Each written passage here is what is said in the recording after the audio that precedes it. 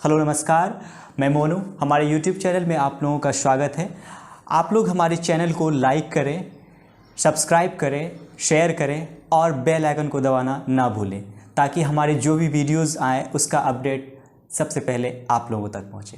Hello नमस्कार, मैं मोनू। हमारे यूट्यूब चैनल में आप लोगों का स्वागत है। दोस्तों, आज हम लोग कोरोना के बारे में और कोरोना के जो नए वेरिएंट हैं उनका जो संक्रमण दर है, किस रूप से फैल रहा है और किस रूप से ये बीमारी आगे आएगी, किस तरह का चुनौती का सामना हमें करना पड़ेगा, इस पे कुछ शोधकर्ता की शोध के बारे में एक रिपोर्टिंग करने जा रहे हैं।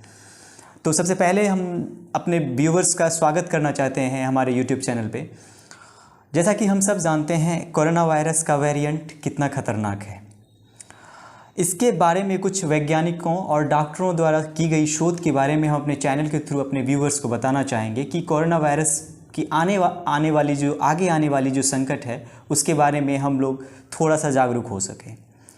जैसा कि हम सब जानते हैं कि कोरोना का प्रकोप से पूरा विश्व जूझ रहा है। ऐसे में पूरे विश्व के लिए एक चुनौती भरा समय है। ऐसे में हमारा भविष्य को लेकर हम कैसे तैयार हैं, इसका आकलन करना बहुत आवश्यक है, क्योंकि जब तक हम भविष्य के लिए तैयार नहीं होंगे तो आगे आने वाले संक्रमण दर को किस रूप से रोका जाए और उससे कैसे बचा जाए, ये तब तक नहीं हो पाएगा जब तक हम उनके लिए तैयार नहीं हो। और उनको जानने के लिए हमें ये देखना पड़ेगा कि हमारी जो तैयारी है उस बीमारी से लड़ने के लिए, जो हमारे भविष्य को लेके, जो अगर कोई इस तरह की फिर से वेरिएंट आता है जो हमें परेशानी में डाल सकता है, उसके लिए कि हम लोग क्या सोचते हैं या हम लोग किस तरह से तैयार रहना चाहिए, इसके बारे में हम जानेंगे।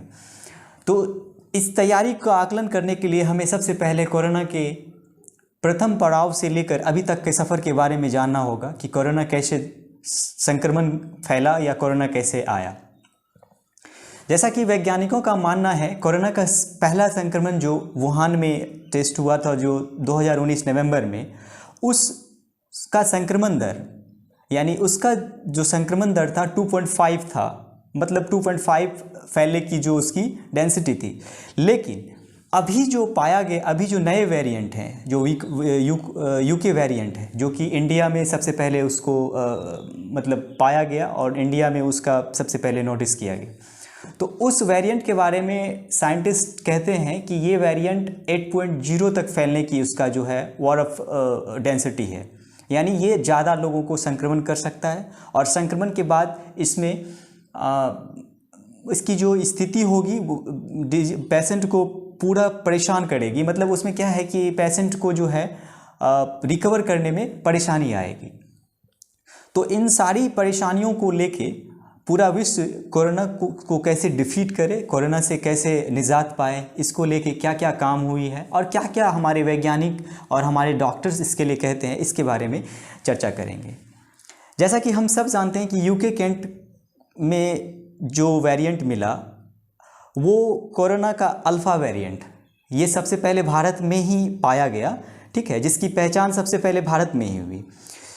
वो सबसे ज़्यादा खतरनाक वायरस है, अभी तक का वो सबसे ज़्यादा खतरनाक वायरस है। इस वायरस की बदलने की प्रक्रिया जो रोगी है उसको, उसकी स्थिति को और बदतर कर देती है। इस वायरस की सबसे बड़ी खराबी कहें या खामी कहें या खूबी तो नहीं कह सकते, क्योंकि ये एक बीमारी है। इस वायरस की स्थिति है कि ये मनुष्य के अंदर जाती है और मनुष्य को संक्रमित करने के बाद ये कुछ देर तक मनुष्य के शरीर में विद्यमान रहना चाहती है, ना कि वो मतलब जब इम्यूनिटी सिस्टम यानी जो आपका रोग प्रतिरोधक क्षमता है, जब उस बीमारी से लड़ने के लिए खड़ा नहीं हो पाता है तब तक वो वहाँ पे बने रहना चाहती है। वो एक तरह से मनुष्य के शरीर के अंदर एक घर बनाना चाहता है और एक मतलब रेगुलर समय और रेगुलर अंतराल पे वो क्या अपना जो है मतलब एक्सपेंशन करता है, फैलाव करता है शरीर के अंदर, और वो हमारे कोशिकाओं को कमज़ोर करती है।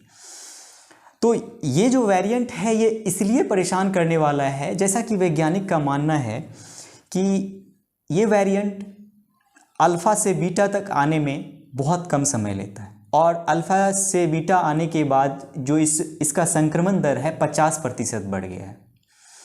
तो अल्फ़ा से बीटा तक में जो भी पेशेंट अभी संक्रमण हुए हैं, आप पूरे विश्व में अगर इसका आकलन करेंगे तो मृत्यु दर भी बढ़ी है और लोगों की रिकवरी रेट भी घटी है। जैसा कि हम लोग भारत में भी बहुत सारी मौतें इनको लेके हुई है। तो इससे ये पता चलता है कि इस बीमारी का अभी भी एक पूर्णतः इलाज नहीं है इसका, जब तक एक सॉलिड प्रिपेयर्डनेस नहीं किया जाएगा। तो इसके लिए जो हमारे साइंटिस्ट हैं, हमारे डॉक्टर्स हैं, उनकी जो सुझाव है उनके बारे में जानना। जैसा कि प्रारंभिक पड़ाव में भी हम लोग जान रहे थे कि कोरोना चमगादड़ से मनुष्य के शरीर में आया, ये तो सबको पता था। और जब वो पहला वेरिएंट आया वही महामारी का रूप ले लिया। मतलब जो 2019 में कोरोना आई वो चमगादड़ से मनुष्य में आई, जो कि वुहान शहर में नोटिस किया गया। तो वो एक पहला जो वायरस था वही पूरे विश्व को महामारी के चपेट में ले लिया। लेकिन अभी जो यूके वेरिएंट है या इंडियन वेरिएंट है, जो कि अभी पूरा एक तरह से पूरे विश्व में धीरे धीरे फैल रहा, तो ये जो इनमें क्या है, पेशेंट को रिकवर करने का समय बहुत कम देता है।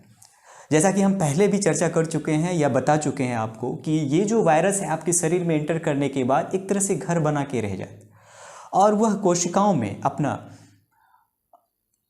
फैलाव धीरे धीरे करके बढ़ाते रहता है, तो जिसके कारण हमारा शरीर को रिकवर करने में बहुत परेशानी होती है।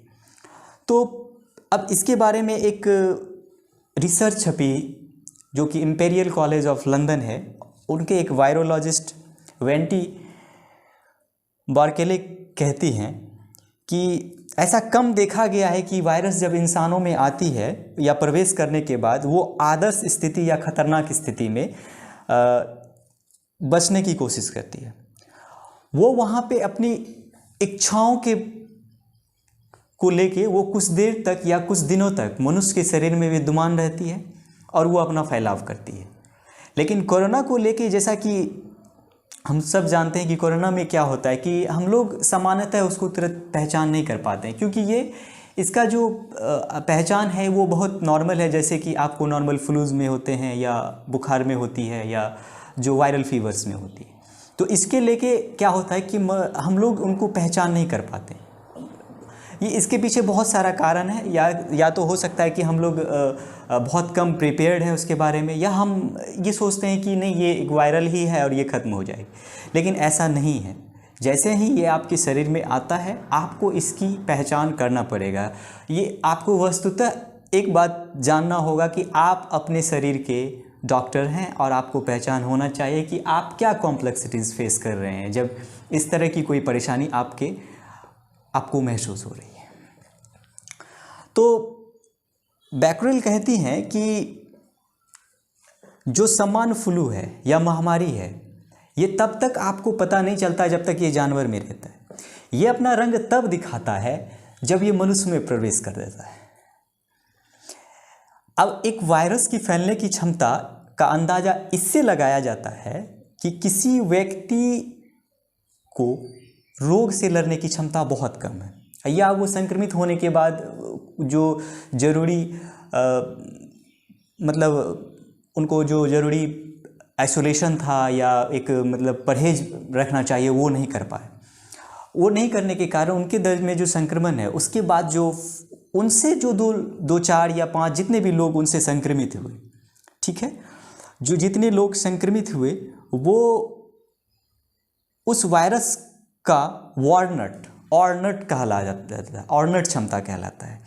ऑर्नट क्षमता जैसा कि हम पहले भी बताएं कि जो पहला वायरस जब कोरोना का हुआ था उसका ऑर्नट क्षमता 2.5 होता है। एक बार फिर मैं अपने व्यूवर को बताना चाहता हूं कि सरल शब्दों में कि ऑर्नट वो होता है जब एक कमज़ोर व्यक्ति जिसका कि रोग प्रतिरोधक क्षमता कम हो, उस व्यक्ति से 2 या 3 या जितने व्यक्ति में जो उस वायरस का क्षमता होता है कि दूसरे व्यक्ति में संक्रमण फैला सके, वो जो क्षमता होता है ऑर्नट क्षमता कहलाता है। तो पहले जो वायरस जो वुहान में डिटेक्ट की गई थी उसका ऑर्नट क्षमता थी 2.5 एंड इसका है 8.0। तो कहीं ना कहीं ये ज़्यादा संक्रामक है और काफ़ी भयावह है। जैसा कि अभी इंडिया में ये जो क्षमता अल्फ़ा से बीटा तक आया है और अभी तक लोग इतने संक्रमित हो चुके हैं। दूसरे शोधकर्ता हैं डॉक्टर एरिस कोटोजोरिनिकस जो कि ऑक्सफोर्ड यूनिवर्सिटी के शोधकर्ता हैं। उनका एक रिसर्च है, वो कहते हैं कि 18 महीने में जिस तरह से वायरस का फैलाव हुआ है और वायरस ने अपने आप को जिस तरीके से एक रूप से दूसरे रूप में बदला है वो काफ़ी नाटकीय है और वो उनके समझ से परे है। अल्फ़ा से डेल्टा वेरिएंट से पहले वायरस का संक्रमण दर बहुत कम था, लेकिन अब 50% से ज़्यादा है। तो ये दर्शाता है कि अब मतलब 100 में से 50% लोगों को संक्रमण का डर है। और इस डर को हम किस रूप से समझते हैं, इसको जानना बहुत, और इसको हम कैसे मतलब रोक सकते हैं। तो मैं अपने व्यूअर को बताना चाहूँगा कि वैसे संक्रमण का दर जो बढ़ने का स्थिति है, इसके में अभी भी सर्वोच्च स्थिति में अभी भी 2 डिजीज़ पहले से है, खसरा और चेचक। अभी भी वो उच्चतम स्तर पे है, उसका स्तर अभी भी कोरोना से ज़्यादा है। लेकिन कोरोना भी जिस रफ्तार से बढ़ रही है वो धीरे धीरे उसके समकक्ष आ जाएगी, ऐसा मालूम पड़ता है। तो वेरिएंट कैसे बढ़ रहे हैं इसके बारे में वैज्ञानिक कहते हैं कि वो मानव शरीर में प्रवेश करने के बाद अपने आप को जीवित रखने के लिए का प्रयास करता है, अपने आप को जीवित रखने का प्रयास करता है, और कोशिकाओं में समीकरण बदलते रहते हैं। और समीकरण बदलने के बाद वायरस का लोड यानी विषाणु को इतना बढ़ाते हैं ताकि जो रोगी हैं वो छींकें और उनको सर्दी हो, खांसी हो, जिससे वो वायरस का फैलाव वातावरण में भी हो, और उस वातावरण में जो भी लोग आते हैं वो भी उससे संक्रमित हो जाए। तो कुल मिला के आप जैसा हम सब जानते हैं कि कोरोना वायरस का जो सिम्टम्स है ये सब चीज़ों से जुड़ी हुई है। तो इनका जो वायरस स्ट्रांग रहता है, वो वायरस चाहता है कि जो रोगी है वो छींके, उनको सर्दी हो, जुकाम हो, और उसके थ्रू जो है उस वायरस का फैलाव जो है हवा में हो, और उसके बाद वो एक लोगों से दूसरे लोगों में संक्रमण फैलाए, वो हवाओं में भी तेज़ी से फैले। तो ये एक काफ़ी भयावह स्थिति है। लेकिन आप ये चीज़ जानिए कि इसका फैलाव को रोकने के लिए जो विश्व स्वास्थ्य संगठन है या जो हमारे देश के जो बड़े चिकित्सक हैं, उनका कहना है कि ये तभी संभव होगा जब जो भी समृद्ध देश है यानी जो भी अमीर देश है वो अपना वैक्सीनेशन का दर पूर्णतः करके अपने गरीब देश हैं जिनकी अभी वैक्सीनेशन दर उस तरह की नहीं हो पाई है, उनको वो सपोर्ट करें कि ताकि वो अपने वैक्सीनेशन का दर को अचीव कर पाएँ। अचीव करने के बाद तभी हम कोरोना को पूर्णतः डिफीट कर पाएंगे या उनको हरा पाएंगे, या हमारा एक जो सही मायने में लड़ाई सफल हो पाएगी। जैसा कि हम सब जानते हैं, इस कोरोना की दूसरी लहर ने बहुत सारे लोगों को झकझोरा है, बहुत ने अपनों को खोया है, बहुत ऐसे हैं जो कि अब उनके पास कोई ऐसा सहारा नहीं। हम और हमारे चैनल के माध्यम से हम उन सारे लोगों को हमारी संतावना है, और हम चाहते हैं कि ईश्वर उनको शक्ति दे और वो अपने जीवन में को आगे बढ़ा सके। विश्व इस महामारी से तभी जीत पाएगी जब हमारी और हमारी सरकार या हम एकजुट होकर इस बीमारी के प्रति सरकार को मदद करें। मैं जिस शहर से आता हूँ या मैं जिस देश से आता हूँ, वहाँ अभी भी वैक्सीन को लेकर विडंबनाएं हैं, बहुत लोग वैक्सीन नहीं लगाना चाहते।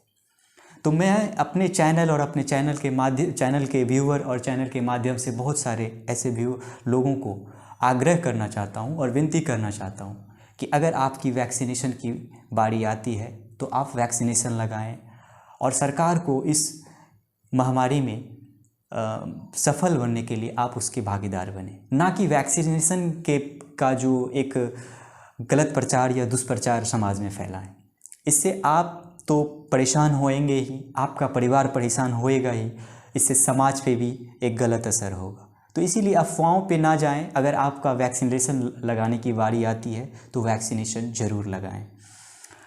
तो आज का जो हमारा वीडियो था कोरोना के कुछ वेरिएंट के बारे में, इस तरह का फैलाव होता है इस तरह के बारे में, इस वीडियो में आपको क्या क्या अच्छा लगा ज़रूर बताइए, और कमेंट सेक्शन में हमें ज़रूर अपनी राय दीजिए, क्योंकि बिना राय का हम अच्छा नहीं कर पाएंगे। आप कमेंट बॉक्स में ज़रूर बताइए कि हम क्या क्या सुधार कर सकते हैं, और आप लोगों का प्यार चाहिए। लाइक कीजिए, सब्सक्राइब कीजिए, शेयर कीजिए और घंटा ज़रूर बजाइए।